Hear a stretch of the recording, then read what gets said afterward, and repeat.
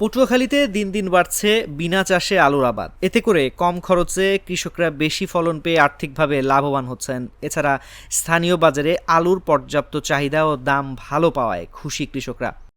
আমরা তো এই কৃষি অফিসাররা আসিয়া পরামর্শ দিয়েছে যে এইভাবে লাগাইলে ভালো হইবে, তা সেইভাবেই আমরা হাইর করে দিয়া আলু দিয়া এইবার ফাঁস দিছি, জৈব সার আর কি।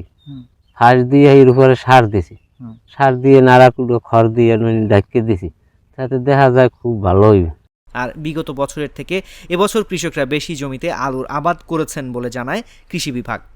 এই জায়গায় কেউ আলু এইভাবে কেউই দেয় নেই, এইভাবে কোনোভাবেই আলু দেয় নেই। এই কৃষি বিভাগের সাথে সম্পর্ক হওয়ার পর ওরা মিটিং করছে, মিটিংয়ের পর এগুলো দেওয়া হয়েছে।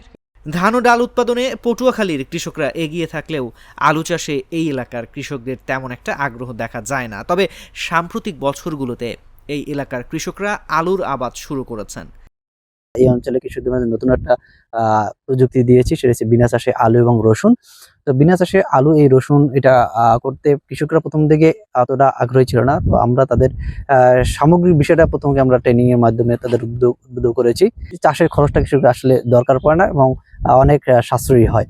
আলু আবাদে বিভিন্ন উচ্চ ফলনশীল জাতের ব্যবহারের পাশাপাশি কৃষকরা নতুন নতুন প্রযুক্তি ব্যবহার করে চাষাবাদ করছেন। এতে কৃষকদের চাষাবাদ খরচ যেমন কমছে, তেমনি আলুর উৎপাদনের পরিমাণও বাড়ছে। আমন ধান কাটা হয়ে যাবে, তারপরেই আমরা সেখানে আমাদের এই অঞ্চলে দেখা যায় একটু ভিজে ভিজে থাকে, ওইখানে আমরা সারি করে সুন্দর করে আলুটা দিয়ে যাই। তার উপরে আমরা ভার্মি কম্পোস্ট এবং হচ্ছে যে আমাদের যে এই অঞ্চলে যে আমরা বলে শুকনা ছাই যেটা আছে, সেই ছাইটা মিক্সচার করে এই আলুর উপরে দিয়ে যাই।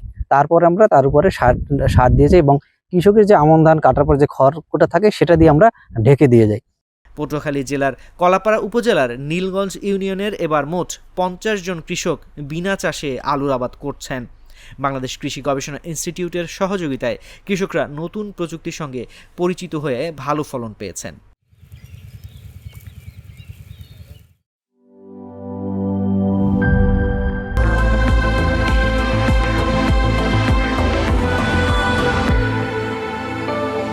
Hurley, be a show stealer.